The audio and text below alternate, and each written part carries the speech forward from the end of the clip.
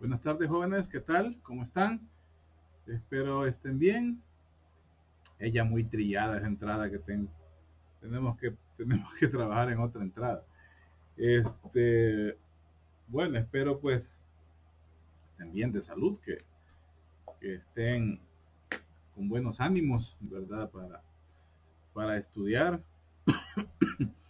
Y, y bueno, vamos a continuar con las clases que estamos desarrollando de microanatomía para pues subirlas, como les decía, después de la tanda de las de macro, ¿verdad? O sea, es algo que estoy viendo a ver si funciona.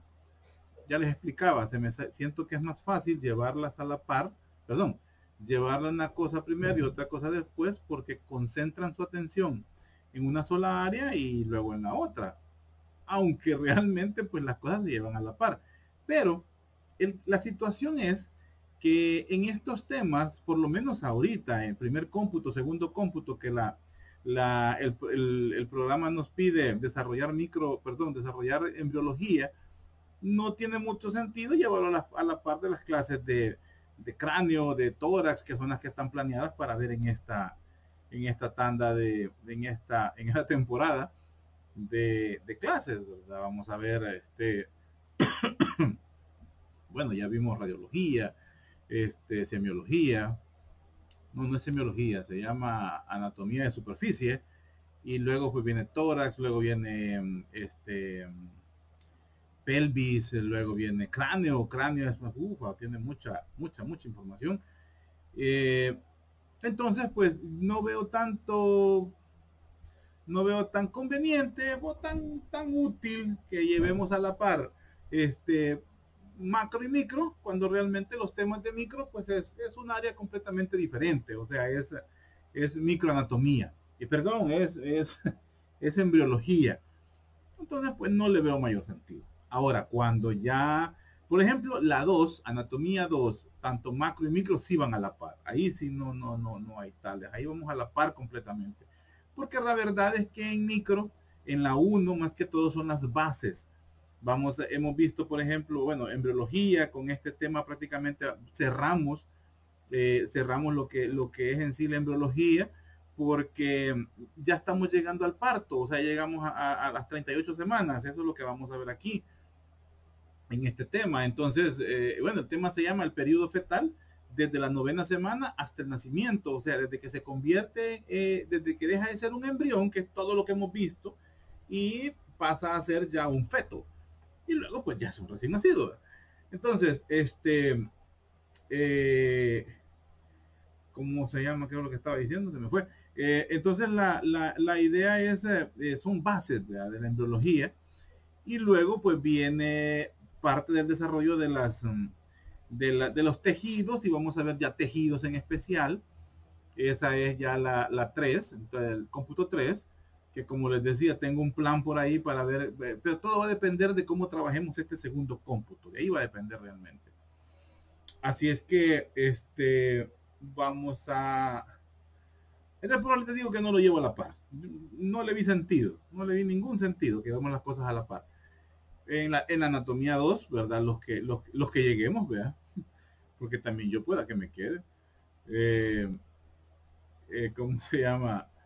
Los que lleguemos a la 2, pues vamos a ver que sí, ahí es más bonito, se lleva todo a la par. El lunes vamos a ver, por ejemplo,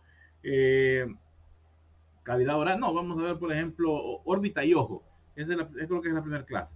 Órbita y ojo de macro. Y el sábado estaríamos viendo visión, o estaríamos viendo, no me acuerdo cómo se llama, pero tejido, no me acuerdo cómo se llama, pero lo que vemos es todo el epitelio, todo el tejido, toda la celularidad que compone el sistema visual.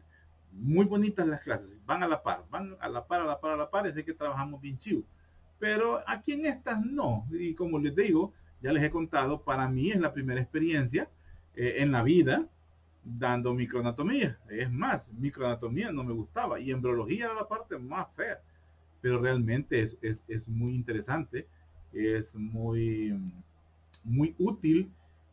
Si les digo algo, me ha servido para muchas situaciones de mi consulta, de mi profesión. O sea, recordar eso, porque yo lo vi como ustedes, como estudiante, y casi uno de estudiante, lo que es microanatomía lo ve como medio de noche, lo que es de embriología. Así es que pónganle mucho cuidado, jóvenes, realmente pónganle mucho cuidado. Eso del disco trilaminar es muy trillado y es aburre estar oyendo lo mismo, pero tiene mucha información, esos derivados, ¿verdad? De cada uno de ellos nos da mucha explicación a muchas patologías que se dan. Entonces, no es COVID, no se preocupe. Entonces, se me fue. Bueno, cuando llevamos las dos lo vamos a llevar a la par, pero ahorita lo vamos a llevar por separado. Bueno, como les decía, pues vamos a ver el tema de periodo fetal desde la 9ª semana hasta el nacimiento. Permítame, voy a cambiar de pantalla. Estoy probando otro ángulo para ver qué tal. A ver si me entienden más. No, mentira. Estoy probando otro ángulo.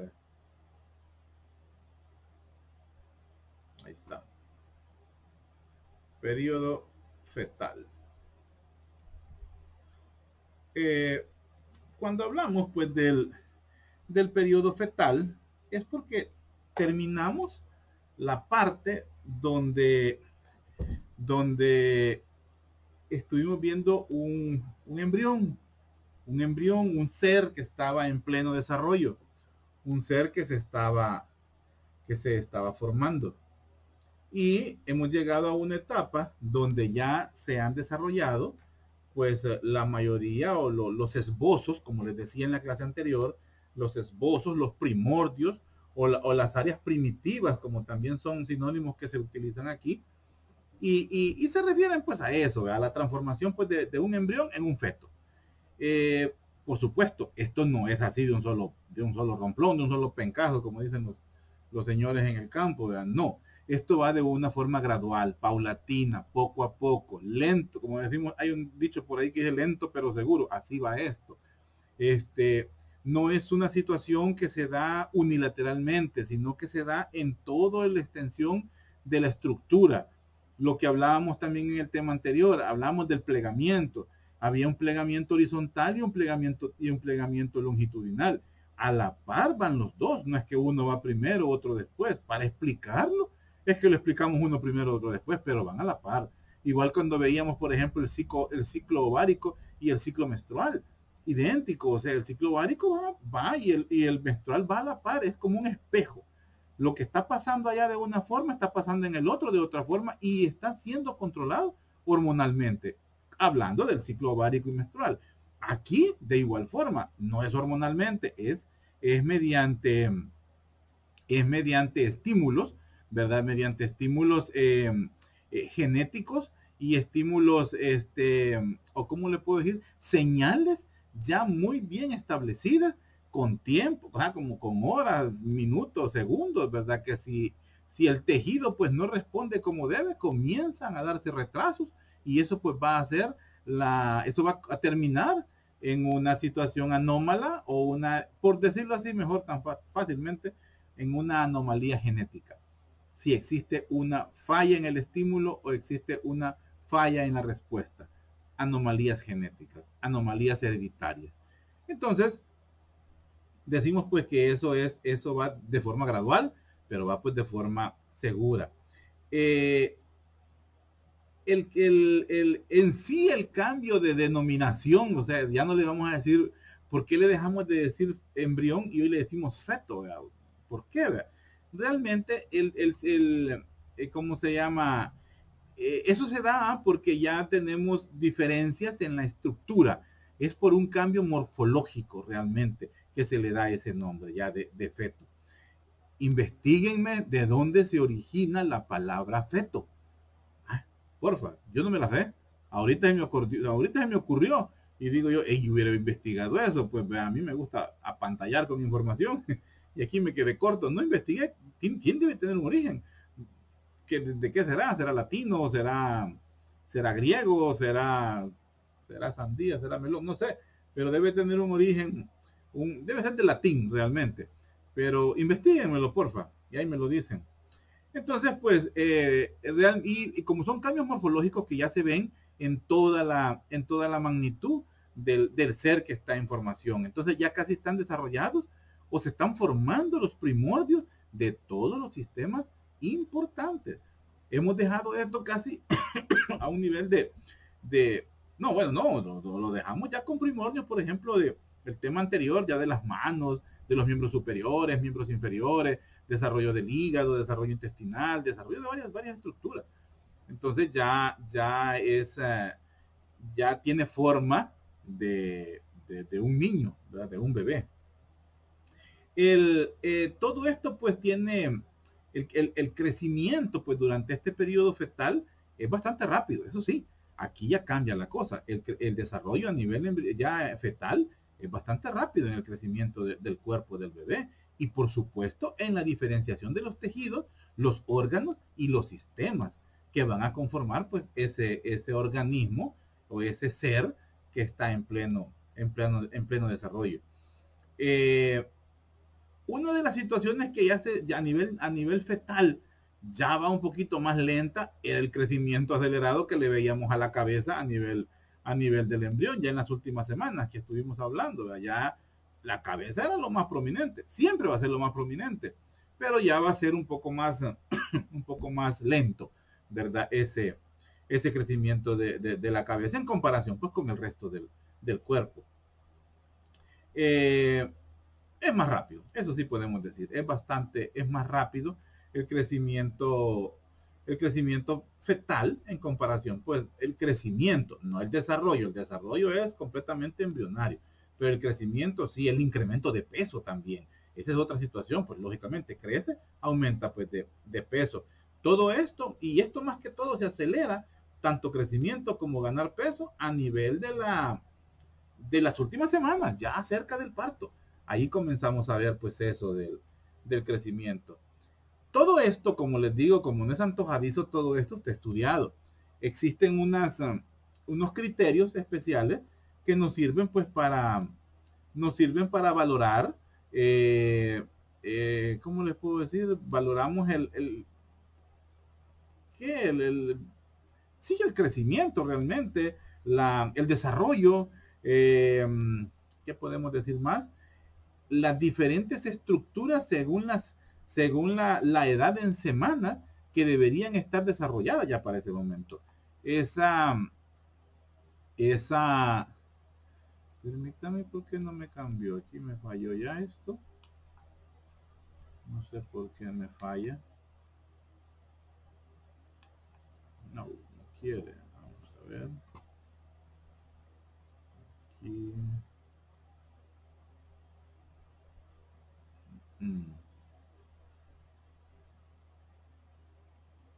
Ahí está. Esto prácticamente fue lo que dejamos en el tema anterior. Esto quedó ya casi formado. De aquí es donde se da ese cambio del que estamos hablando. Y entonces les decía, existen unas tablas que, esto sí, esto no es para pregunta de examen, eso te lo dejo claro. No es la intención hacer preguntas pues sobre esta, hoy sí me funcionó, aquí está. No es la intención pues hacer preguntarles sobre estas tablas que les voy a presentar, que es para valorar cómo va el crecimiento. Son estas tablas, se llaman criterios para estimar la edad desde la fecundación durante el periodo fetal. Como ustedes pueden ver, esta pantalla, yo creo que ustedes la deben, bueno, sí que está. Vaya, dice edad en semanas, o sea, las 9 semanas, que es donde empezamos nuestro tema. Cuánto es la longitud occipucio-copsis, ¿verdad? O cefalocaudales se llama también, la longitud del pie y el peso fetal. Estos parámetros son estandarizados para el crecimiento del niño intrauterino, o sea, a nivel intrauterino. Ahora bien, hay que tomar en cuenta que no vamos a tener los mismos parámetros que un cipote que se está desarrollando allá por Escandinavia, ¿verdad? Que casi todos son tipo Thor, ¿verdad? No, ¿verdad? O también no vamos a tener los mismos parámetros para, por ejemplo, allá por Perú o por Ecuador, ¿verdad? Que la gente pues es un poquito más chaparrita, ¿verdad? Y tampoco van a ser los mismos parámetros para los, ¿qué? Los, ¿cómo se llaman estos?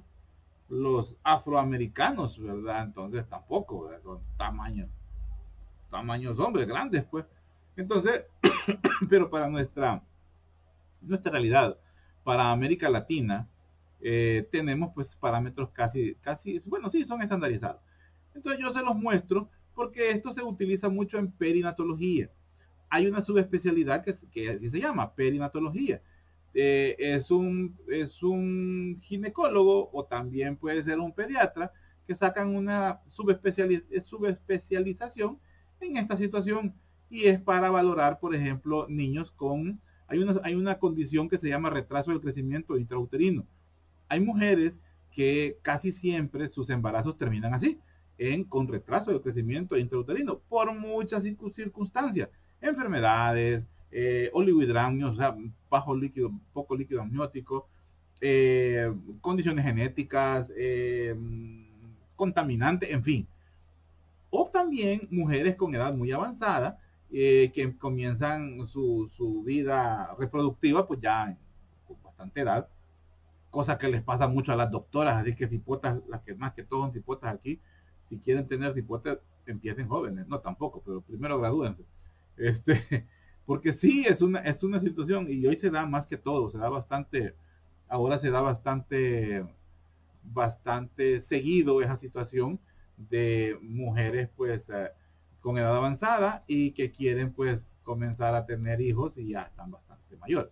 Permítanme un segundo. Entonces, pues, disculpen, una llamada. Entonces, estos parámetros que se utilizan son para ir identificando cómo va. O sea, por decir así, a las 9 semanas debería tener esta medición en milímetros de la longitud desde el occipucio, o sea, desde la parte posterior, ahí por donde tenemos el inion, hasta el coxis, debería medir aproximadamente 50 milímetros. La longitud del pie, o sea, talón dedo, tendría que estar aproximadamente de 7 milímetros. Y el peso aproximadamente así. Estas son mediciones que se hacen mediante ultrasonografía. Entonces, a esa edad o a ese momento, intrauterinamente está pasando esto que me describí aquí. Igual a las 10 semanas, como dice aquí, cuánto debe medir, y esto está pasando ahí adentro. El ultrasonografista, pero ultrasonografista bien hecho, o sea, no un charlatán, pues, porque lastimosamente hoy habemos muchos que tenemos aparatos de ultrasonografía, que es simplemente un software que se lo adaptamos, no, perdón, es un programa se carga en una computadora más o menos, se carga en una computadora y con el transductor, se compran los transductores que mediante USB, pero realmente no es USB, es un adaptador medio raro que viene, pero algunas computadoras lo tienen a un lado, es una entrada medio cuadrada, no, pero también se puede con HDMI o VGA, no, HDMI. Entonces se puede, a la computadora, a una portátil, y se hacen ultras, y eso cualquiera. Ahora, no es lo mismo, por supuesto, una laptop, aunque sea ¿qué? Un procesador avanzado, i7 por ejemplo, sí, bueno, no sé mucho de computador. Entonces, una computadora con muy buenos recursos y un buen transductor no suplanta ni desplaza a una estación de ultrasonografía, como por ejemplo la que tiene el doctor Mendoza o la que maneja el Hospital Nuestra Señora de la Paz. Esos son los lugares de referencia mejores realmente para imágenes. El mejor a la cabeza es el doctor Mendoza. Segundo, el Hospital La Paz con el doctor Bakis, que ya el doctor Bakis pronto va a tener su propio lugar para tomar ultras y todo eso. Fue compañero fuimos compañeros en el colegio, en la universidad. Entonces, a través de la ultrasonografía, pues se pueden ir haciendo estas mediciones. Pero como les digo, tiene que ser alguien con experiencia, ¿verdad? Para poder hacer bien las medidas. A veces hasta los mismos ginecólogos, y ojalá no haya ninguno de ustedes que sea familia de un ginecólogo y le van a ir a contar, el doctor Machado dice que ustedes no saben. no es eso, ¿verdad? No es eso lo que quiero decir. Sí saben, pero, pero fallan. Entonces, hacen estas mediciones y conocen estos parámetros y ellos nos van dando, no es que ellos se los manejen tampoco, como es una computadora, una terminal de computadora, automáticamente se hace la medición, se pone un puntito en un lado, se hace el puntito en otro lado y ya dice cuánto mide y automáticamente la computadora dice RCIU, retraso de crecimiento intrauterino, y puede evaluar alguna de estas situaciones. Si es un buen aparato, puede evaluarlas y ahí nos va a ir dando la pauta. Esta es otra, es larga, esta es la continuación de la, esta es la continuación. Aquí el problema es que el puntero está que no quiere, aquí está. Entonces, va, por ejemplo, aquí estamos viendo que va a las 16 semanas, esta es la longitud, este es del pie, estas son el peso y esto está pasando, por ejemplo, ya en morfológicamente. Ya aquí llegamos a las 22 semanas, a esto le llamamos fetos viables, fetos que si nacen van a sobrevivir. Ahora, en nuestra realidad, aquí en nuestro país, 22 semanas todavía es algo bien difícil, bastante difícil. 28, 26 semanas sí nos fuimos. Y si se pudo madurar ante los pulmones, que así decimos, pero realmente es aplicarle esteroide, Celestone Crono 12, se llama por ejemplo el esteroide que más se usa, el Celestone para madurar los pulmones, así decimos, no es madurar los pulmones como que son mangos, no, sino que es para provocar el desarrollo de los alvéolos que sean permeables y a la vez que comiencen a producir el factor surfactante. El factor surfactante viene a ser como un lubricante de los alvéolos. No es así. Lo vamos a ver eso lo vamos a ver en las clases de anatomía 2. Ahí vamos a hablar largo y tendido del neumocito tipo 1, neumocito tipo 2, el factor surfactante, las células de Kupfer y bueno, todo lo que tiene que ver con el pulmón lo vamos a ver. Y lo vamos a ver desde el punto de vista embrionario y desde el punto de vista funcional, ya como nosotros, ¿no? En el humano. Pero lo que queremos, lo que se quiere con esa maduración pulmonar es eso. Es un término, como les digo, hasta coloquial, hasta de los mismos médicos, así decimos. Me ha tocado a mí, por ejemplo, presentar un paciente a un ginecólogo, paciente mío, y se lo estoy presentando a un ginecólogo para que me le haga la cesárea o lo que sea. Y me dice, pero ya le maduraste los pulmones. Entonces uno se queda, no, esos no son términos de médico realmente. Pero bueno, se hace eso y más o menos 26 semanas, 24 todavía. Son niños que se van a quedar con el programa Madre Canguro, por ejemplo, o Padre Canguro, ya se usa también el Padre Canguro, que necesitan pues quedarse, pasar mucho tiempo los padres al interior de la UCINIT, la unidad de cuidados intensivos de los recién nacidos, chineándolo ahí, pegado a su piel, pegado a la piel prácticamente, para que el niño pues, eso se ha visto que ayuda a que los niños pues quieran vivir y les ayuda para anímicamente realmente, pues es así prácticamente ese vínculo, es anímico. Entonces, hasta que tienen un peso ya más o menos viable, ¿verdad? Y ahí es donde se puede considerar pues que ya está apto para salir del hospital. Ahora, pero todo producto, o sea, todo recién nacido, abajo de 500 miligramos, eso no sobrevive aquí ni en otra parte del mundo. Puede haber algunos que tengan avances, pero con ese peso no nace, con ese peso no vive. Si se fijan ahí, por ejemplo, 22 semanas dice 630. ¿Verdad? Por eso es que dice eso, porque ya tiene un peso pues más o menos considerable, 630. Pero para nuestro país, como les vuelvo a decir, es difícil. Es muy, muy, muy difícil. Por ejemplo, nosotros tenemos con mi esposa, tenemos la historia de nuestra hija. Nuestra hija nació, la pequeña, nació de 32 semanas. 32 semanas. A las 28 semanas se comenzó a hacer maduración pulmonar. A las 28 semanas, y estamos hablando de hace 23 años.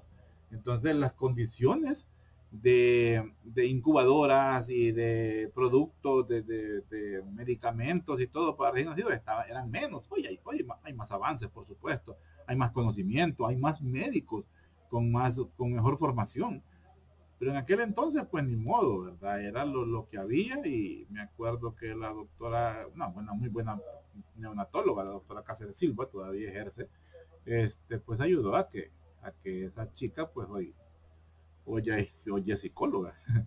Entonces, eh,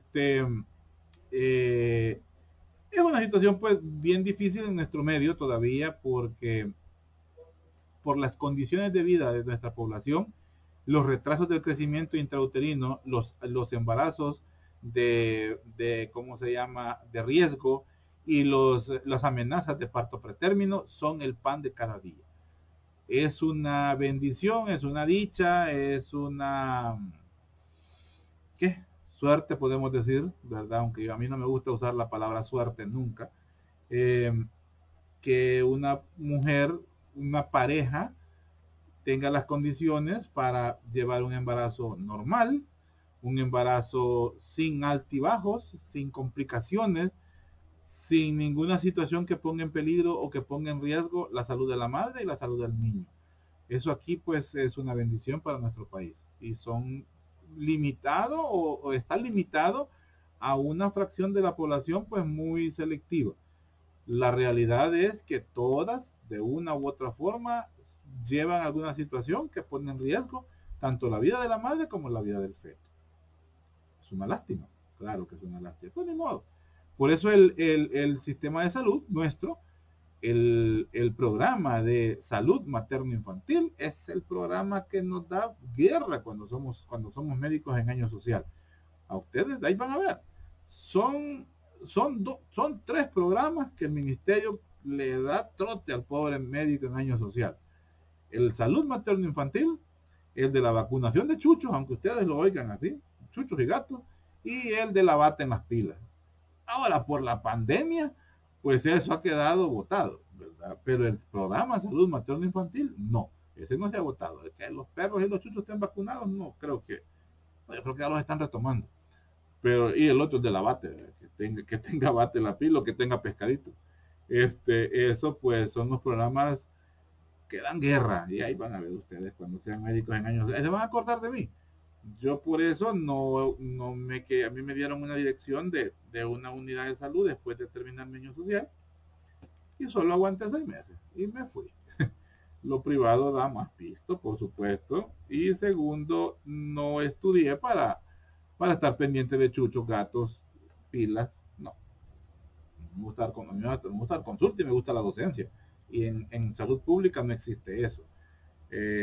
Allá se le exige más al médico en papeleo, siendo director, ¿verdad? Papeleo más que todo. Igual me ofrecieron una subdirección de un hospital, de un hospital fuera de aquí de San Miguel. Y igual, ¿verdad? Renunciamos por eso. No, y la paga no es muy buena, por supuesto. Bueno, pero estoy hablando de intimidades mala onda. Luego, pues tenemos, quiero ver, sí, el final de la lista, como ven aquí ustedes, pues ya estamos hablando de 32 semanas. Esto nace porque nace, aquí no hay problema.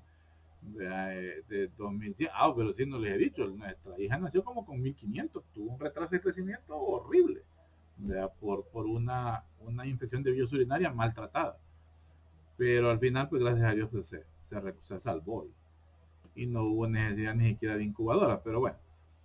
Luego pues 36 semanas, ¿verdad? Como dice aquí, el cuerpo generalmente rollizo, casi no hay lánugo, ya no hay pelo, las uñas de los dedos de los pies alcanzan las yemas de los dedos, mientras en flexión, miembros en flexión y agarre firme. O sea, es un niño ya de término, así le llamamos a esto.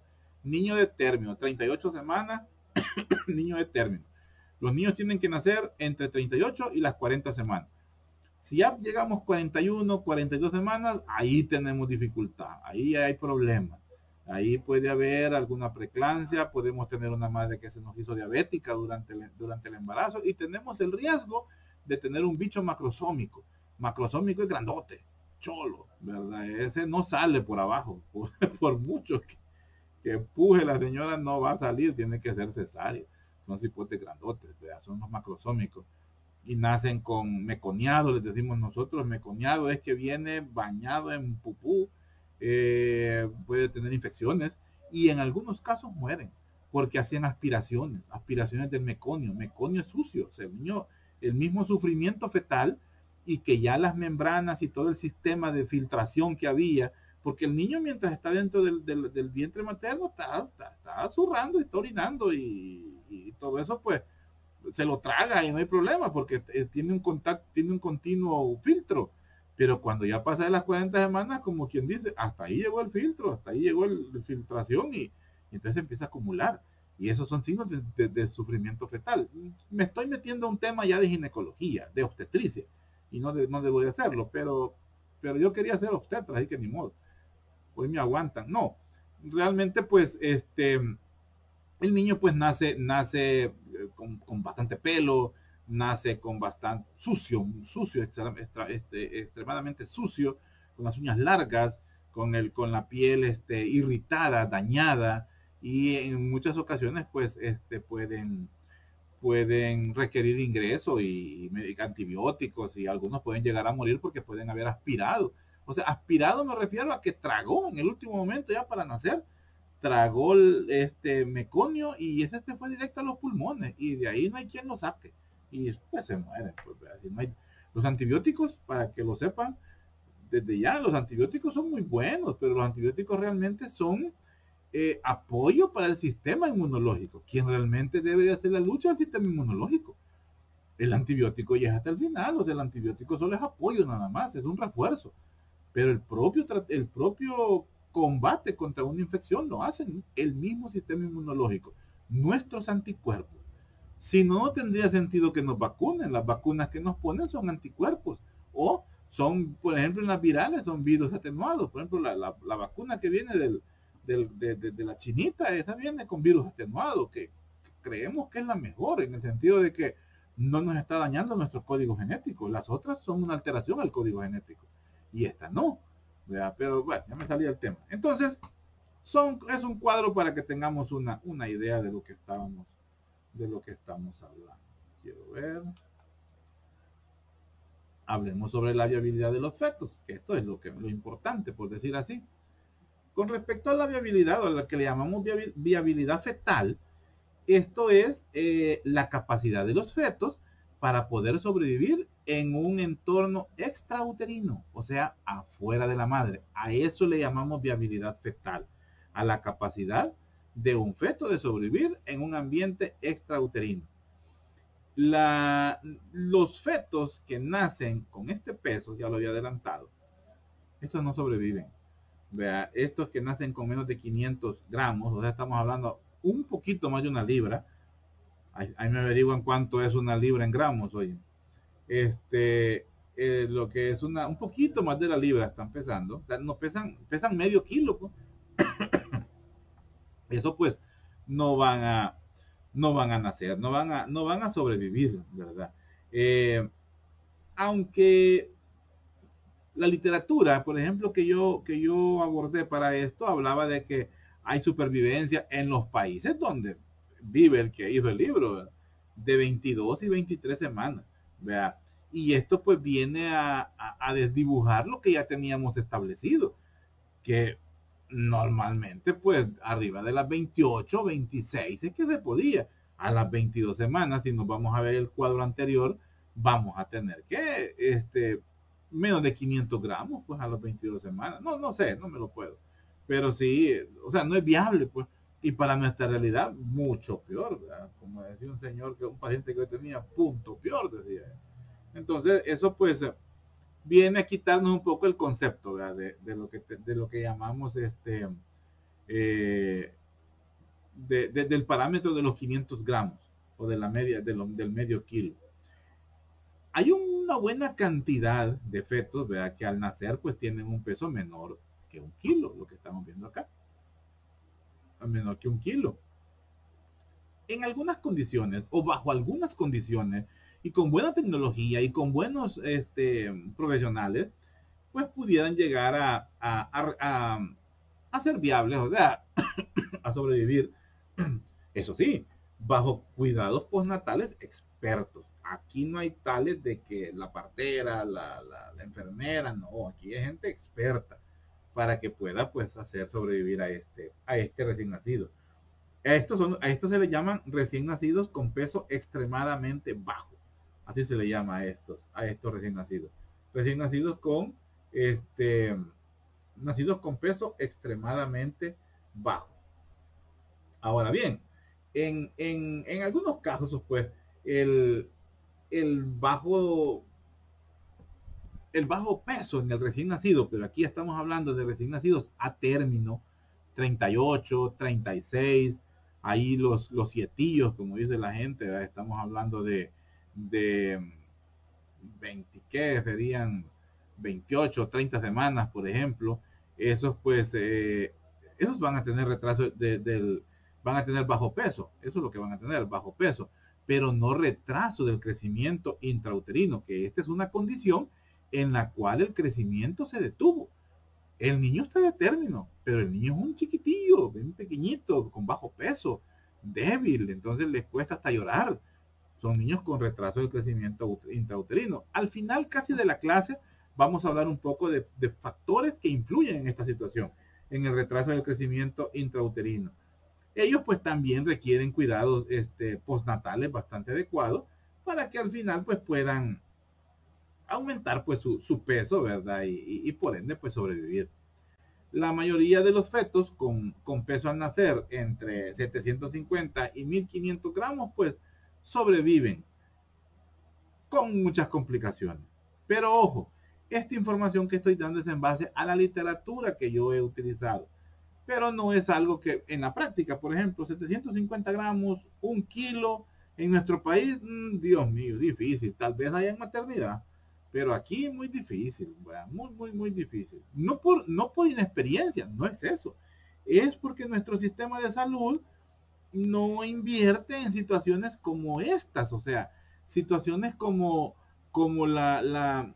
es bien ilógico el hecho de tener un programa tan vilipendiado como es el salud materno infantil a nivel de las unidades de salud y de los ECO, y sin embargo a nivel del hospital no tenemos las suficientes incubadoras, no tenemos suficientes surfactantes, no tenemos equipos de canalización, no tenemos recurso humano al 100% para poder solventar estas situaciones. Los neonatólogos, perinatólogos, ahí andan, ¿verdad? Algunos dando clases, algunos trabajando, dando clases para poder sobrevivir, porque tienen su especialidad, pero no tienen quien los contrate.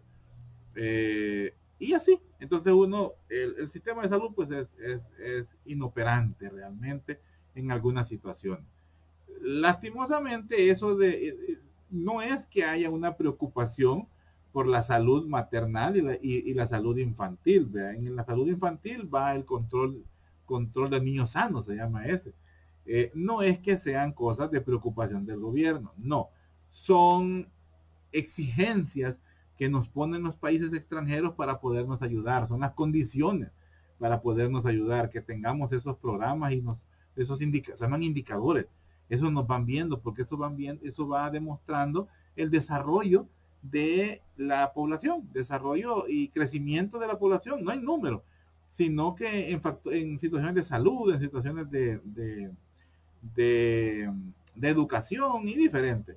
Por ejemplo, si ustedes se recuerdan, hace no sé cuántos años hasta declararon algunos departamentos o algunos municipios libres de analfabetismo. ¿Será verdad que en nuestra ciudad, en nuestros pueblos, estén libres de analfabetismo? Por supuesto que no. Lo que pasa es que había por ahí alguna situación que nos iban a regalar si decíamos eso, ¿verdad? Y más si le poníamos que algún país extranjero nos había ayudado.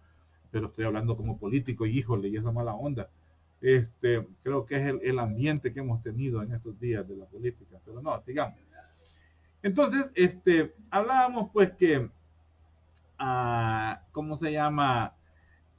Tenemos también una alta tasa de nacimientos de prematuros, ¿verdad? Que es otro número, los que son abajo de 37 semanas, a ellos se les llaman prematuros y que de una u otra forma pues pueden tener alguna complicación médica importante que podría terminar en la muerte, una mortalidad precoz.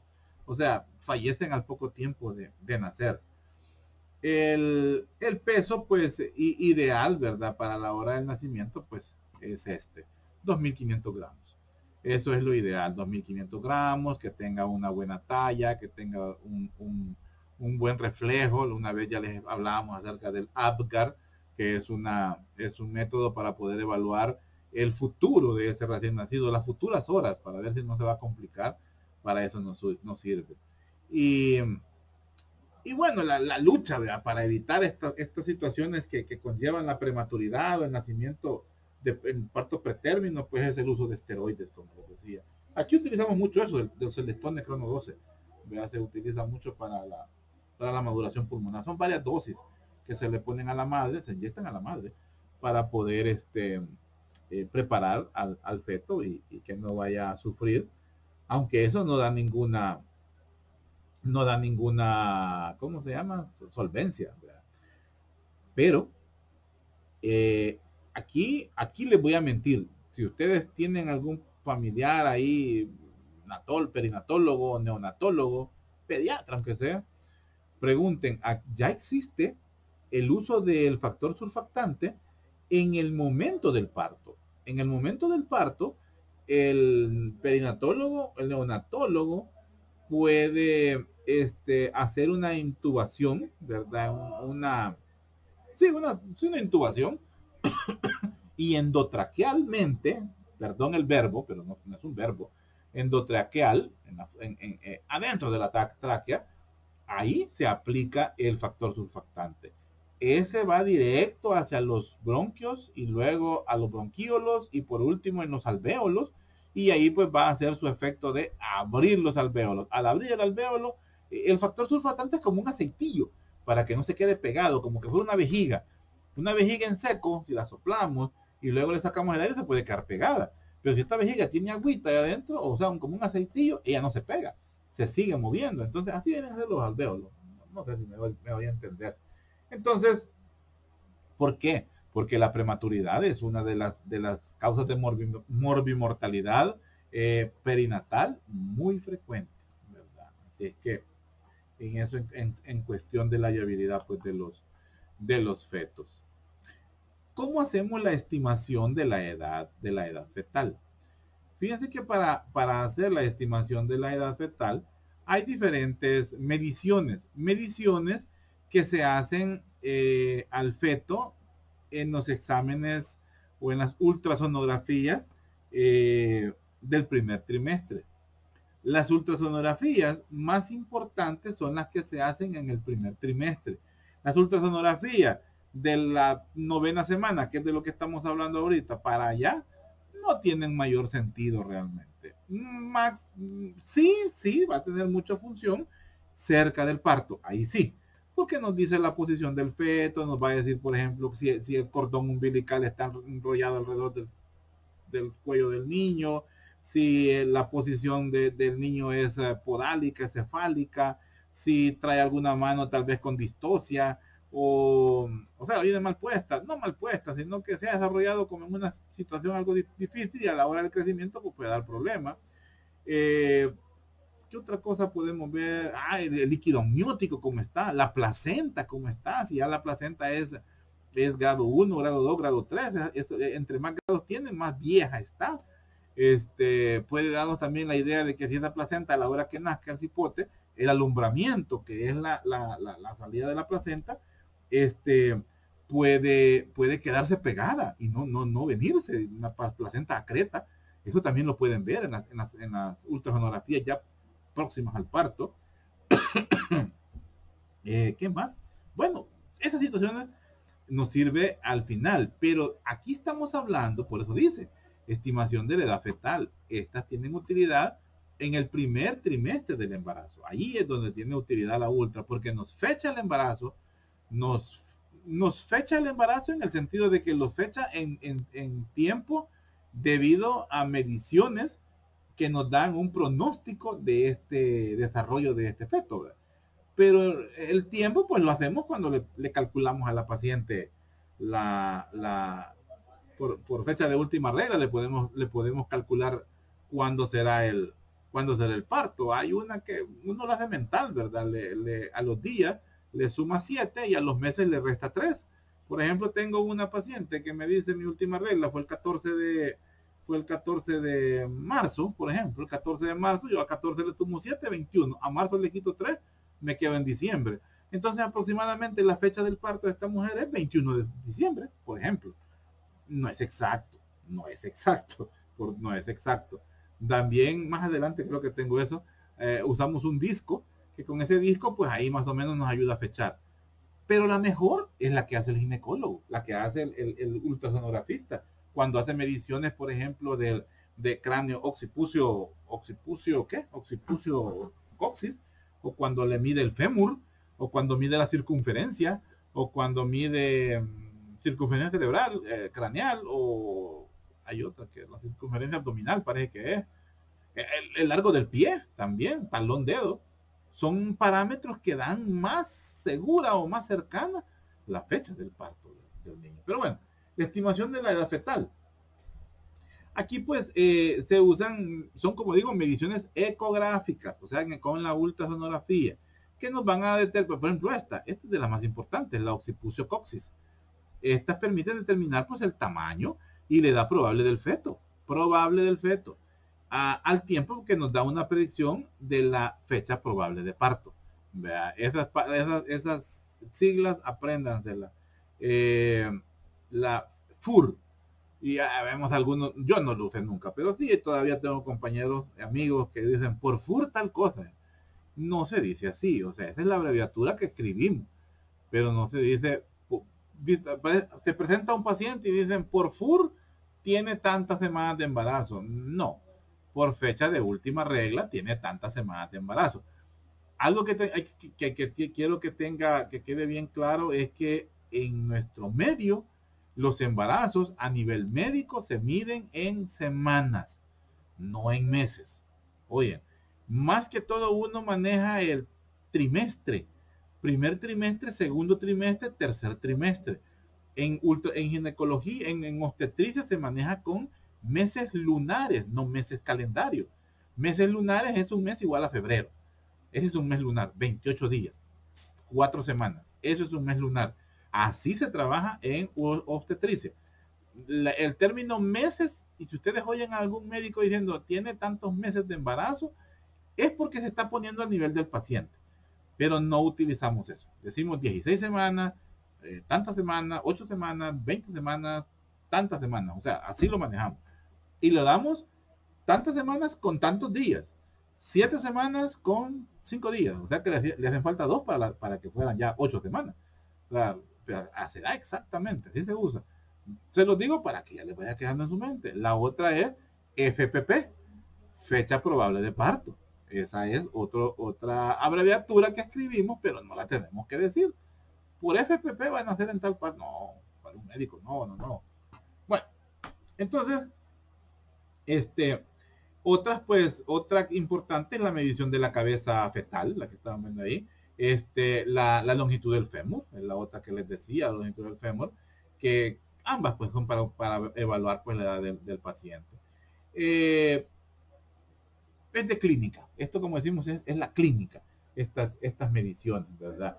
Porque la edad gestacional pues también la podemos calcular con la fecha de última regla, que es la que les explicaba yo, ¿verdad? Así podemos también fechar el embarazo, pero tienen que ser también reglas normales, reglas con ciclo menstrual anómalo, ahí sí no, vea, o sea, ciclos menstruales regulares, en el cual la paciente le viene el 5 de enero, el siguiente mes le viene el 5 de febrero, el siguiente mes le viene el 7 de marzo, el otro mes le viene el 3 de abril. Eso es regular. Pero la que le vino el 5 de febrero, luego le viene marzo, le viene 28 de marzo, luego le viene en abril el 15 de abril, luego le viene mayo y no le vino la regla, luego le viene en junio y le viene, como dicen nuestras pacientes, con chorro y en una fecha pues dispar. Esos son ciclos menstruales anormales. Ahí no aplica esto de la fecha de última regla. Ahí por fuerza hay que mandarla donde el ultrasonografista para que nos feche el embarazo, nos diga embarazo de tantas semanas con fecha probable de parto para tal fecha, y ahí no hay parón. De ahí podemos empezar a llevarle nosotros el control prenatal. Porque, ahora, otra cosa, eso de la fecha de última regla es una medición bien así como medio superflua, medio por encima, ¿verdad? O sea, no exacta, así sería, no exacta. Es más exacta los parámetros de ultrasonografía. O sea que el especialista, que el ecógrafo, como en Estados Unidos no se llaman ultrasonografistas, sino que se llaman ecógrafos. Y es la mejor forma de ¿cómo se llama? De llevar la medición del tiempo en el embarazo, ¿verdad? Y se lleva, como les digo, en semanas. Así debe ser, en semanas, no en días.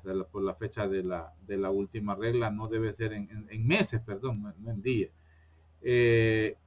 Y así lo vamos a manejar. Y así apenas de lo manejar. No hay otra forma, pues, de manejar esta situación. Ahí está. Aquí tenemos una comparación de las unidades de tiempo gestacional en ¿cómo le puedo decir?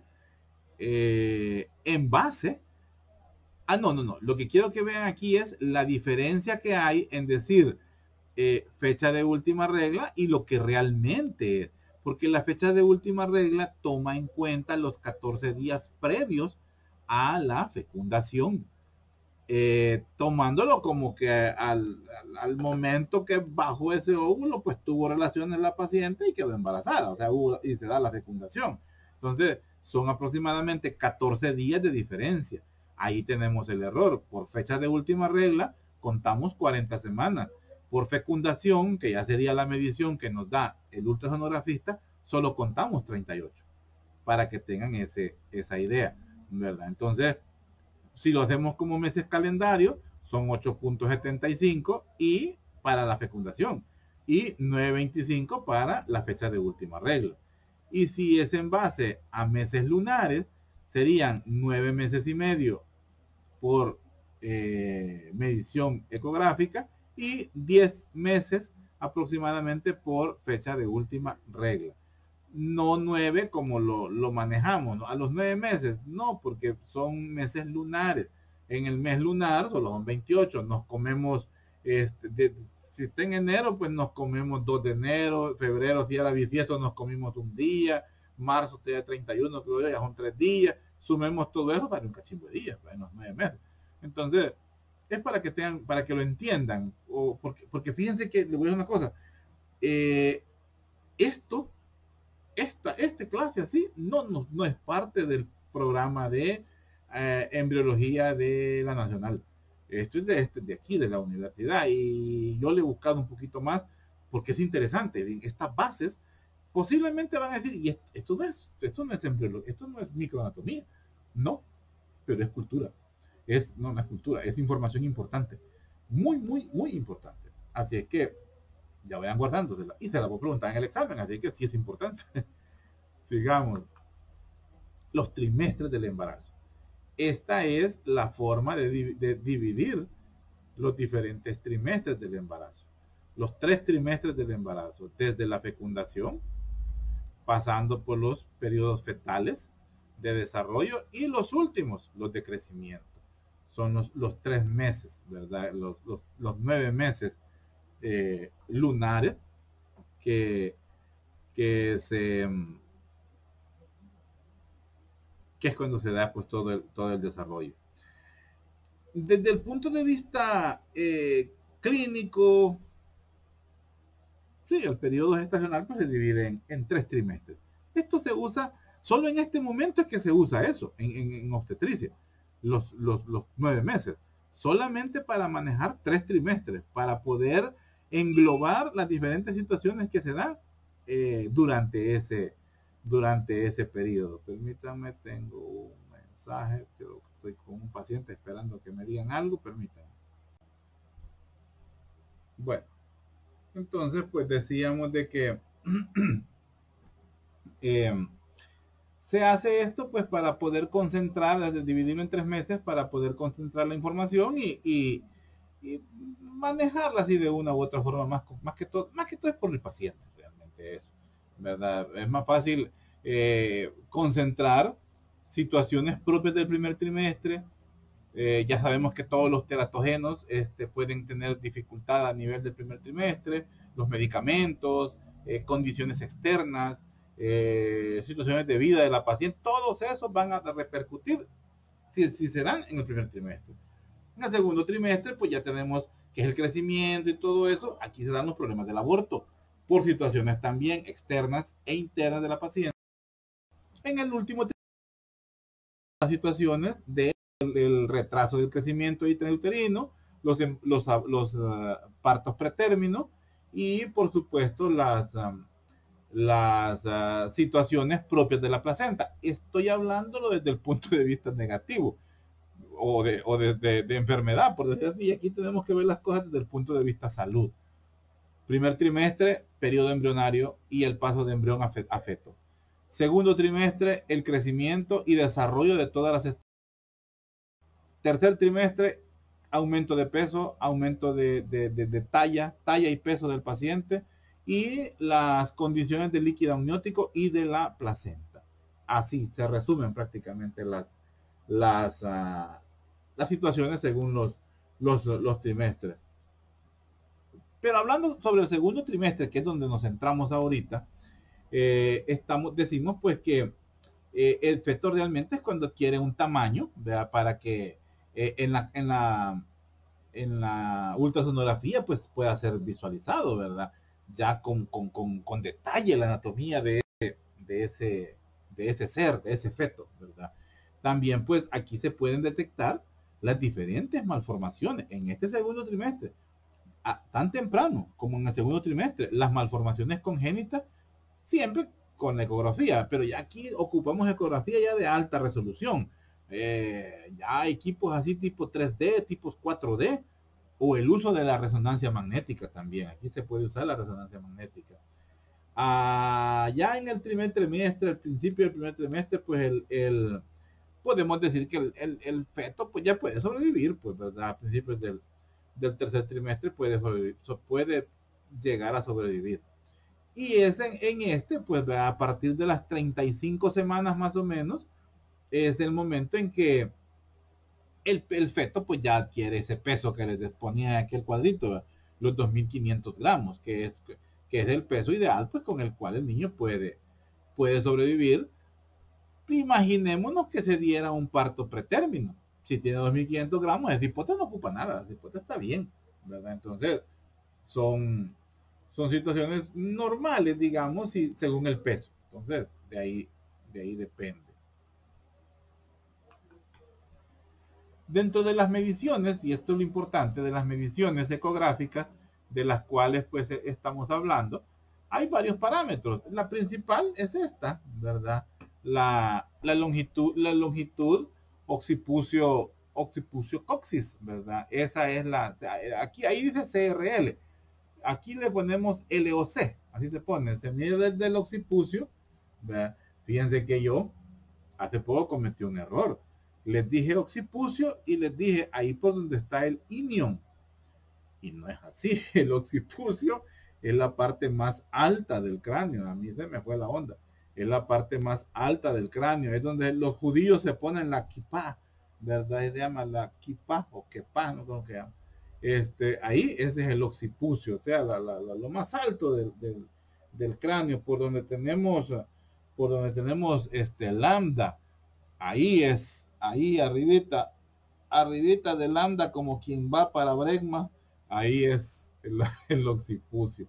Entonces, y lo más bajo, ¿verdad? En la prominencia caudal, ¿verdad? Que lo veíamos, ¿se acuerdan? En el primer tema, en los temas anteriores, la prominencia caudal, pues esa es la medición que se hace en los fetos, ¿verdad? Esa es de las mediciones importantes y que nos va a ir dando las fechas.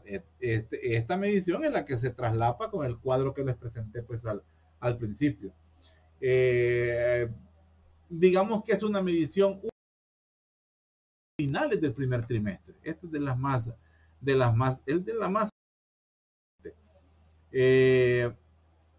También siempre sirve para evaluar en el segundo y en el tercer trimestre, pero tiene mayor relevancia en el primer trimestre. Luego otra muy importante es la del diámetro biparietal, ¿verdad? Aquí estos, espérenme, quiero ubicarme bien. Sí, este es el diámetro biparietal. Estos son los parietales. Aquí tenemos los parietales. Aquí tenemos esto, es parte del frontal, ¿verdad? Entonces, esto son los diámetros biparietales. Es el de lado a lado, ¿verdad? ¿Cuánto mide el diámetro? Es el que está entre las dos eminencias parietales, pues por eso se llama así.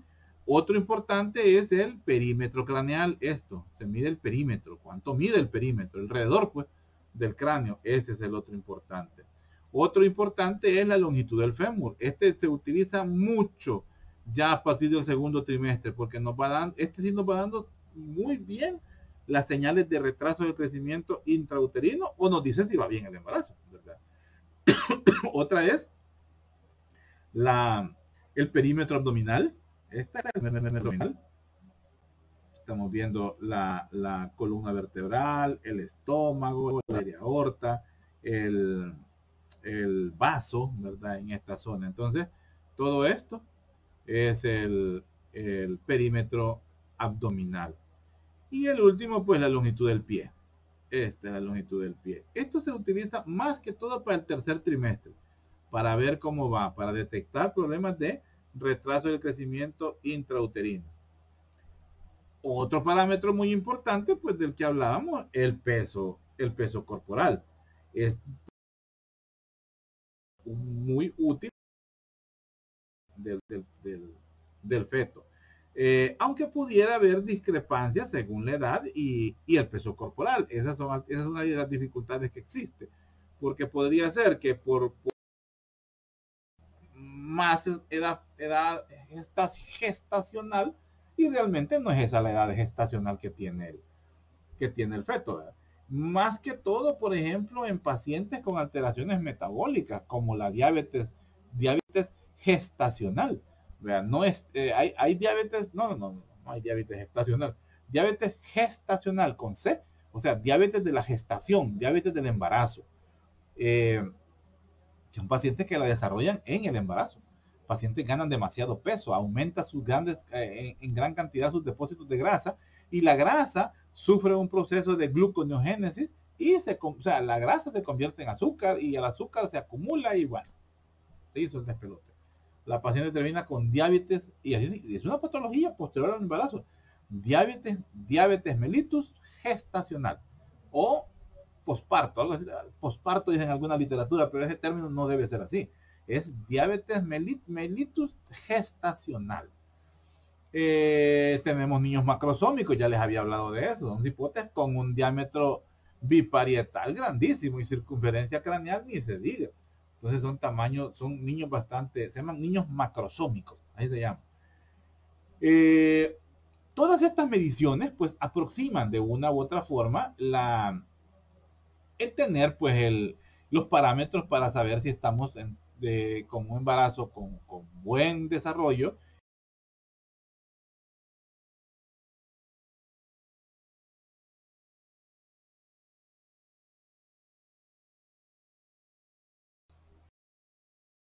¿Cómo les puedo explicar esto? Fíjense que en algunos obstetras el diámetro, el perímetro es otro de los parámetros muy importantes para determinar situaciones relacionadas con el cráneo, con el cerebro, con el encéfalo. Cuando se sospechan ciertas patologías, el perímetro craneal es de los más importantes cuando se sospechan alteraciones del encéfalo. Ya pasando a cada una de las semanas, ¿verdad? Porque así lo vamos a ir manejando. Hoy no quiso, aquí está. Del periodo fetal, pues vamos a hablar de las semanas desde la 9 hasta la 38. Vamos a hablar los aspectos más destacados. Es casi descripción lo que vamos a hacer. No es mucho tecnicismo, es más que todo desarrollo, más que todo eh, desarrollo del feto, capacidades que va adquiriendo el feto. Eso es lo más importante al querer hablar de los meses. Y fíjate que esto se los explico así porque realmente no existe un sistema formal que nos vaya a ir estadificando o para estadiar, o sea, para poder por estados el periodo fetal. En la literatura ustedes van a ver que todo lo hacen base a semana, de la novena a tal semana, o en la semana tal cosa, o hay una literatura que lo hace por meses. No me gusta, por supuesto. Pero más basado en meses es más fácil. Nos la hacemos en base vamos a ir jugando con 3, 4 meses. Entonces es para tenerlo eh, más seguro y englobar, porque es poco, digamos, trascendente. No es como en el desarrollo embrionario. En el desarrollo embrionario, a la par que el mesodermo estaba volando reata con una cosa, el ectodermo estaba con otra y el ectodermo con otra, y en algunas se complementaban, se venían las células del mesénquima y comenzaban a hacer la notocorda, y bueno, a la par del desarrollo del sistema nervioso central iba también el desarrollo del sistema cardíaco y el sistema, ¿cómo se llama?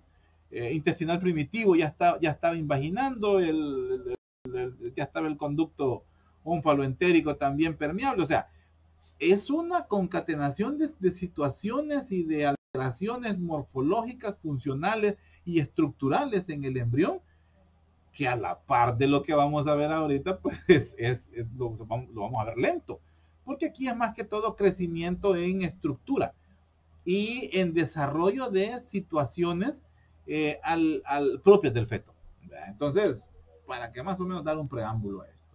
Entonces hablamos, por ejemplo, de la semana, permítame, de la semana 9 a la 12. Aquí prácticamente es cuando decimos que se da el comienzo del periodo fetal, o sea, en la 9ª semana. La cabeza, pues, es lo más prominente siempre, ¿verdad? Como vemos aquí, ¿verdad? La cabeza es lo más prominente en el cuerpo y viene a constituir casi la mitad de la longitud occipito, occipito, ¿cómo es? Eh,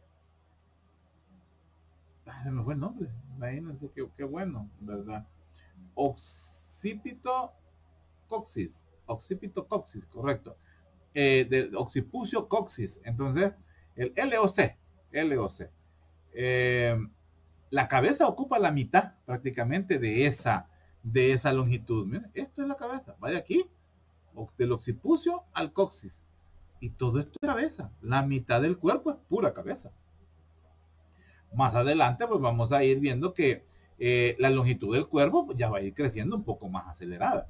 No es que la cabeza desacelere o deje de crecer, sino que es que el cuerpo comienza a crecer en mayor intensidad, o sea, más rápido, ¿verdad? En el tiempo comienza a ser más rápido el crecimiento. A modo, pues que ya al final, pues ya por tipo semana 12, que como lo estamos manejando aquí, ya el tamaño pues se ha duplicado. Ya prácticamente el cuerpo ya es un poquito más grande que la cabeza, pero siempre el crecimiento craneal pues es bastante acelerado. Aunque llega un momento que, fíjense que en alguna literatura dice que lo reduce, en otra dice que no, que lo que pasa es que el cuerpo crece más y entonces da la apariencia que se reduce. Yo diría más bien que no es que se reduce, sino que, bueno, sí que se reduce, que disminuye la rapidez con la que iba.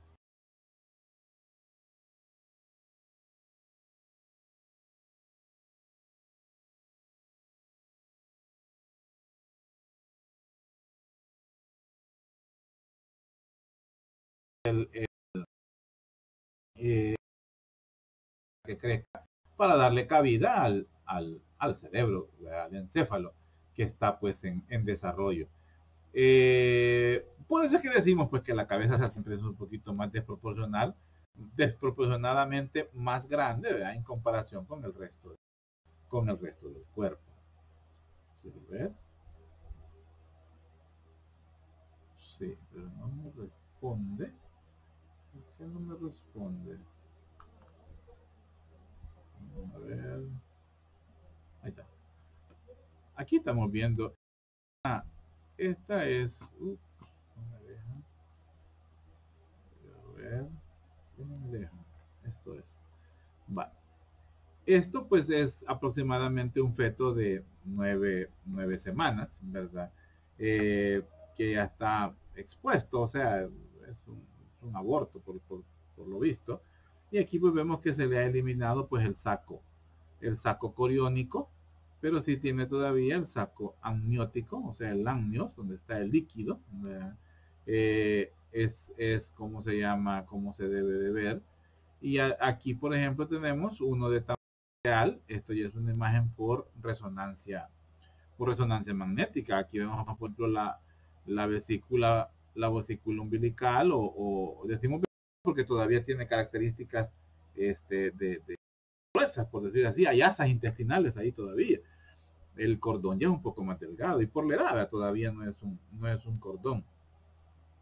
Pero sí vemos pues que ya estaba en bastante formación.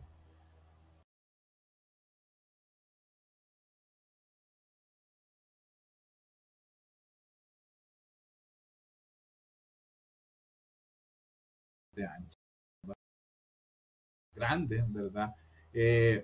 Ya los ojos, pues a este nivel están ampliamente separados. Aquí no se ve. En una que tenía el otro libro se veía bonito, en esta no se ve. Vamos a ver que las orejas pues todavía tienen implantación baja. Estas son las orejas, son los primordios de las orejas. Tienen implantación baja. Y algo muy importante es que los párpados pues todavía están fusionados. Vea, todavía se encuentran fusionados. Al final de la 12ª semana es que comienzan a aparecer los centros de osificación primaria. Comienzan a darse se comienzan a aparecer pues los centros de la osificación, o sea, empiezan a endurar los huesos en el esqueleto, tales como el cráneo, o huesos como los huesos, los huesos, el, aunque al inicio de la semana, pues las piernas se cortan, como ustedes pueden ver. ¿Se acuerdan que lo primero que se desarrollan son los miembros superiores? Este puntero son los miembros superiores. Luego se desarrollan pues los miembros inferiores.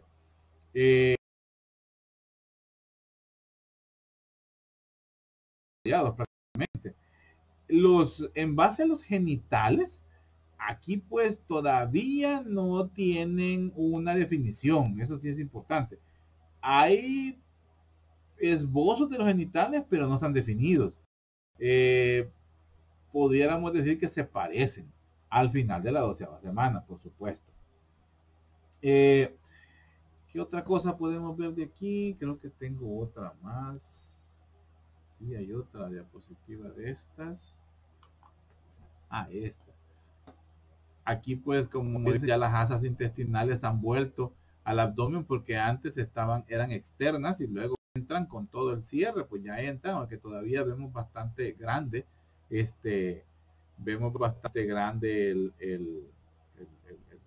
cordón umbilical, la vesícula umbilical todavía se ve bastante grande.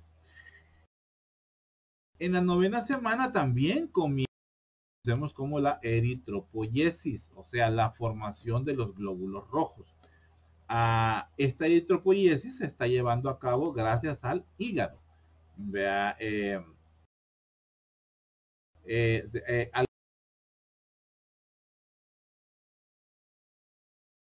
es el hígado quien función. Ahí por la semana, quien conlleva la función vaso. Esa es la que tenía que decirlo. Ya es el vaso. Otra situación que ya se está desarrollando o que ya está funcionando son los riñones. Los riñones ya están produciendo orina.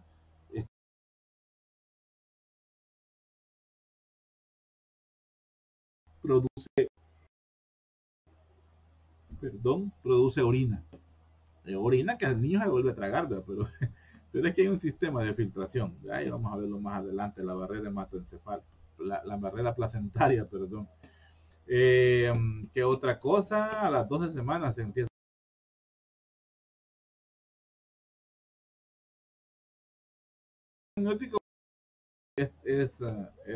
Es tragado, es deglutido, esa es la palabra, es deglutido por el feto. Ahora, todos los productos de desecho, eso es lo que les quería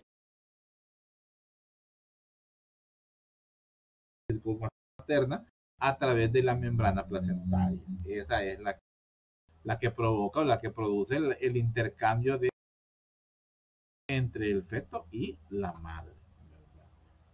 Pasando a la semana, permítanme, semana 13. Sí, pasando a la semana 13, de la semana 13 a la semana 16, hablando pues de la semana 13 a la 16, esta semana, este periodo es más que todo de crecimiento rápido. Es como se llama cuando mayores longitud y grosor va a ir ganando este feto que está en desarrollo. Entonces, hacia la semana más o menos 16, la cabeza es ya relativamente pequeña en comparación a la que veíamos en el feto de 12 semanas, como lo vemos aquí, cuando era casi mitad y mitad. Ya aquí pues ya no, ya va a un tamaño pues acorde, simétrico con el cuerpo. Ya los miembros también inferiores pues ya han alcanzado su longitud y van teniendo pues forma, ya va dando la forma de cómo es un niño en sí. Algo muy importante en esta etapa de las 13 a las 16 semanas es que ya comienzan a haber movimientos de los miembros. Los miembros comienzan a moverse.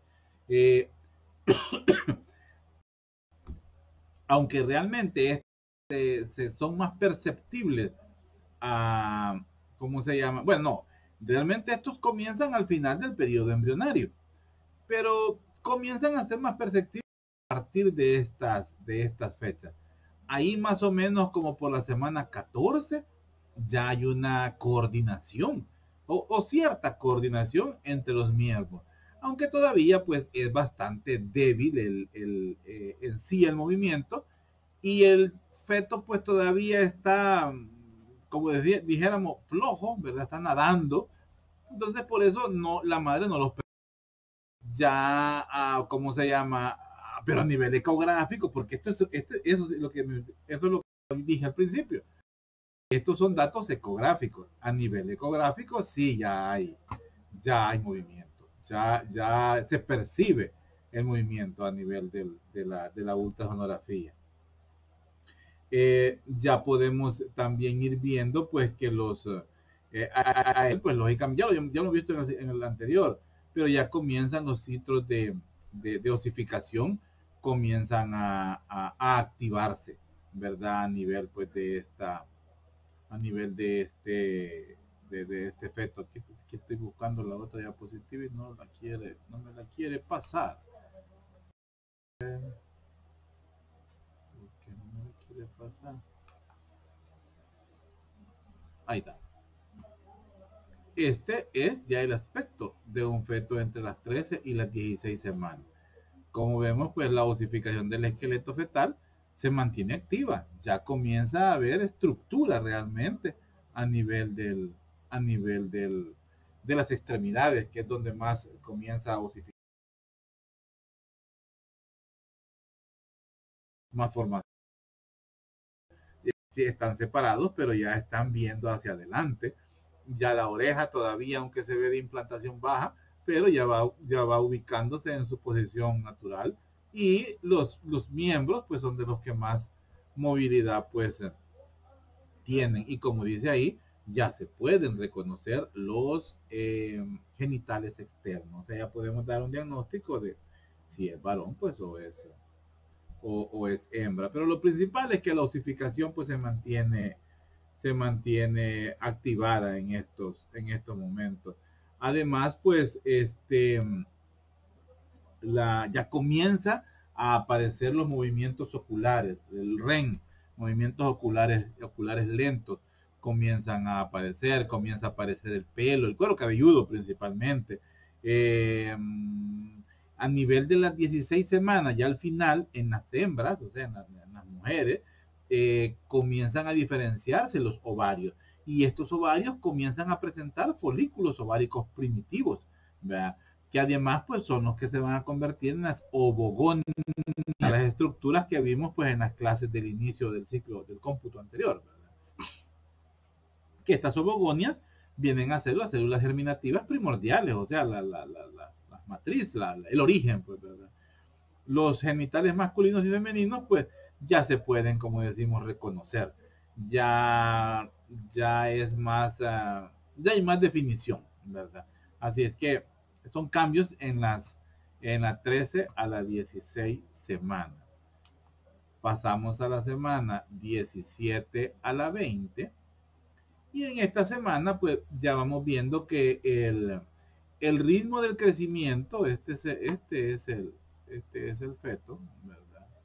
El ritmo del crecimiento comienza a reducirse, pero el occipito caudal es el que comienza a disminuir. Más o menos, pues, disminuye, pero no es que se detiene. Sí quiero que se entienda eso. No es que deja de crecer, sino que comienzan a formarse, a dar más longitud hacia los miembros superiores e inferiores y a dar mayor definición a los demás órganos que todavía tienen un cierto, o que están todavía faltos, digamos, de desarrollo en ese momento. Ya en este momento la madre sí puede sentir sacudidas, así, sacudidas, son los movimientos fetales en el vientre. Como podemos ver, la piel a este nivel, ¿verdad? En este momento, la piel está cubierta por un material grasoso, un material pastoso que se llama vernix, el vernix caseoso, así se llama, porque caseoso es que parece queso, como que es queso rallado, así se ve. Esto no es más que células epidérmicas muertas y una sustancia grasosa, ¿verdad? Que es parte de es parte de la producción de las glándulas sebáceas del mismo feto. Pero en sí, la caseosa no es que sea mala, sino que es una protección de la piel que está muy delicada, así como se ve aquí. Es una piel, bueno, en nuestro cuerpo ahorita, la piel más delgada que tenemos es donde tenemos la fascia cervical, o sea, ¿cómo es que se llama este músculo, hombre? Lo vamos a ver más adelante, pero en macro, platisma, por ejemplo, es de las pieles más delgadas, y otra de las pieles más delgadas es la de la zona de la ingle, la del bajo vientre, la de la zona de transición entre abdomen y miembro inferior, o en la zona de encrucijada del pelvis, miembro inferior y abdomen, esa zona, esa piel es bastante delgada. Pues esta piel es todavía mucho más delgada. Es como una mezcla entre mucosa y piel. Entonces el ánugo, perdón, la vernix caseosa le ayuda, le da protección a esa piel del feto. ¿Por qué? Porque le da protección a las abrasiones, o sea, a quemaduras por fricción que pues se pueden dar ahí adentro, y también le evita resequedad o endurecimiento que puede producirse por la exposición pues al líquido amniótico.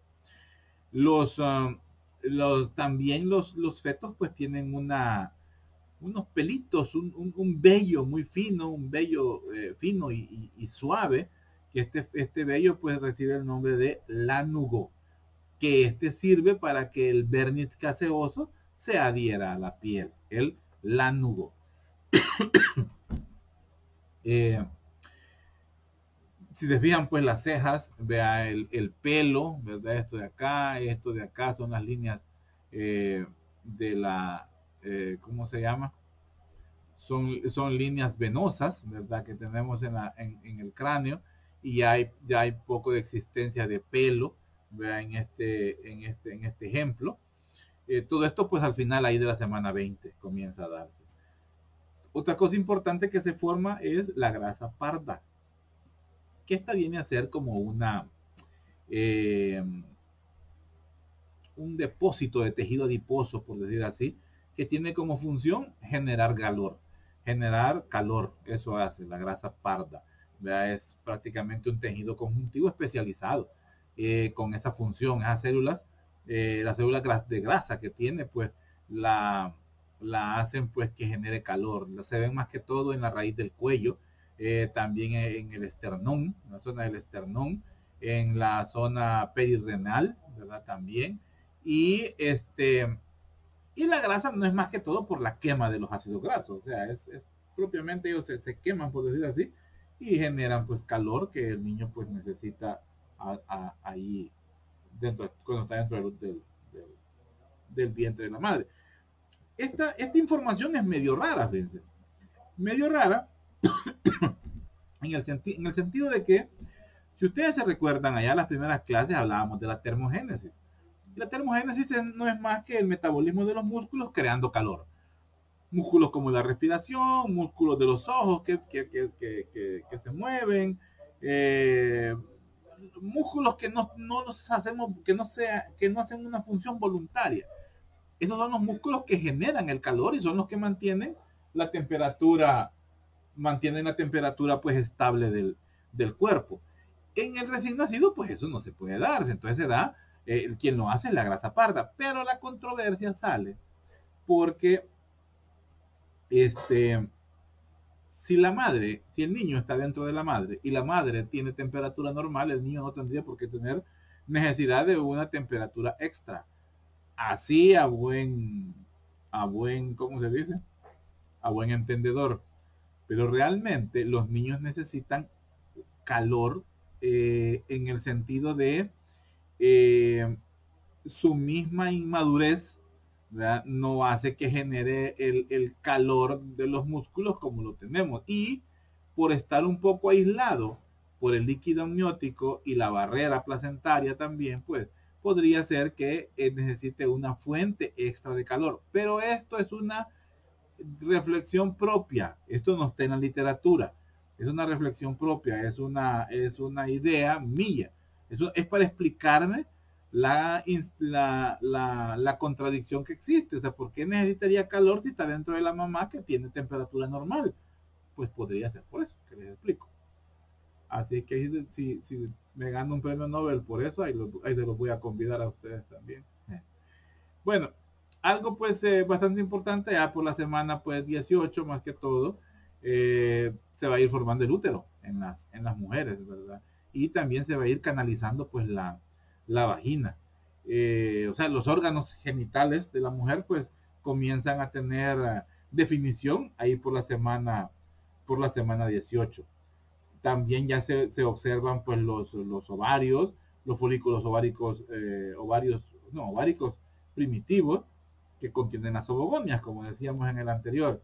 Y ya a la semana 20, pues siempre un poquito más atrás, más tardío, pues comienza el descenso de los testículos. Comienza a darse porque al principio son abdominales los testículos. Y gracias al conducto deferente y toda esa, perdón, no es el conducto deferente, sino que es el anillo inguinal. Por ahí pues ellos bajan y llegan hacia las bolsas escrotales. Ese anillo inguinal en algún momento puede quedar permeable y es el que provoca las hernias, pero eso es visto de la segunda de anatomía 2. ¿Qué más? Prácticamente los ovarios, los óvulos, los testículos, al verlos parecieran ovarios, ¿verdad? Pero realmente los testículos bajan, los ovarios ahí se quedan. Pasemos a la semana, quiero ver, creo que estamos en la 20, pues de la 21. Vamos a ver si quiso trabajar, ahí está, la semana 21 a la semana 25. Dame.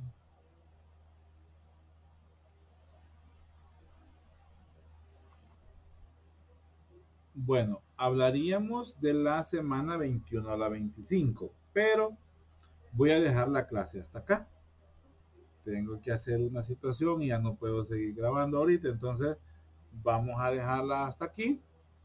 Para terminar ya solo quedarían como 10 diapositivas y es menos realmente, yo quería terminarla toda, pero también ya tenemos casi hora 30 de grabación, entonces me voy a quedar hasta acá para retomarla pues más tarde, tal vez si pueda, y termino hoy mismo, si no otro día, para subirlas a la plataforma. Estas clases son cortas, si ustedes van viendo, son cortas realmente, no son tan largas. Las de macro creo que llevan más información que estas, son más extensas. Las de micro son menos. Lo fuerte fue el cómputo 1 realmente. En el cómputo 3 retomo otra vez ya un poco de fuerza las de micro. Estas yo las siento un poco más tranquilo. Son 4 clases nada más las de este cómputo, que primero pues espero tenerlas listas. Sí, van a estar listas, para el tercero, después de las de macro ya se están subiendo, se están preparando algunas y luego pues para subirlas y que ustedes las puedan estudiar. Consejo sano que les doy: no se acostumbren a leer solo las diapositivas. Yo creo que es problemas que tuvimos en el cómputo anterior. Muchos alumnos se concentran a leer la diapositiva y la diapositiva solo me sirve a mí.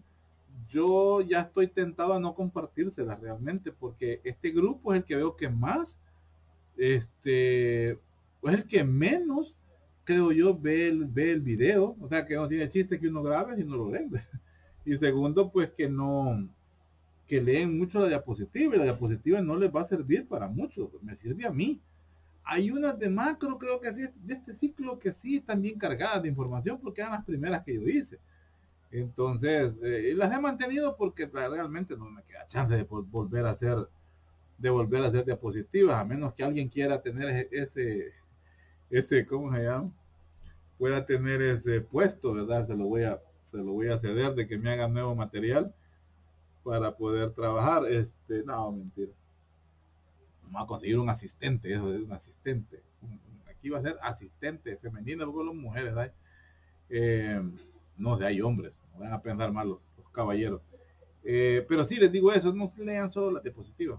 Vean el video. Si el video, mis clases están hechas de 2, 3 y a veces hasta 4 libros. De esto de embriología, no, solo de 2 libros. Pero los de macro, yo leo hasta 4. Tórtora, un Dickens, el que tienen ustedes, y hay otro que no me acuerdo cómo se llama. Ay, no me acuerdo ahorita el nombre. No me acuerdo otro nombre. Hay una Robin también que utiliza una anatomía de Robin. Entonces, para poder dar un material completo, o sea, no tendrían que ir a buscar tanto en los libros ustedes. Si ven, hace y le ponen cuidado, vayan anotando. Yo me acuerdo que en el curso anterior había alguien que había publicado un programa, como no sé qué es, para poder extraerla. Yo creo que Windows lo trae ya, como ¿qué se llaman esto? Como recurso nativo, que sirve para poder transcribir lo que uno está hablando. Sale todo pelotado, porque yo ya he usado un programa así, no me acuerdo cómo se llama. Y lo que pasa es que parece que sale todo raro, pero le serviría para poderlo estudiar, hombre. O sea, y no tendría tanto que leer, sino que más que todo oírlo, ir anotando. Si yo aquí tiro las preguntas, o sea, de aquí es donde pregunto realmente. O les pongo a usar la lógica, eso sí, porque no es tampoco la vaca de leche, no es así tampoco la cosa. Para poner un ejemplo, de el nombre del producto lácteo que da, por ejemplo. No, pero sí, lean el libro, pues, ¿verdad? O usen la clase, el video como una guía, pero no lean solo las muy diapositivas, que van a salir mal. Y es lo que me ha pasado, es lo que les ha pasado realmente. Así que bueno, quedémonos aquí.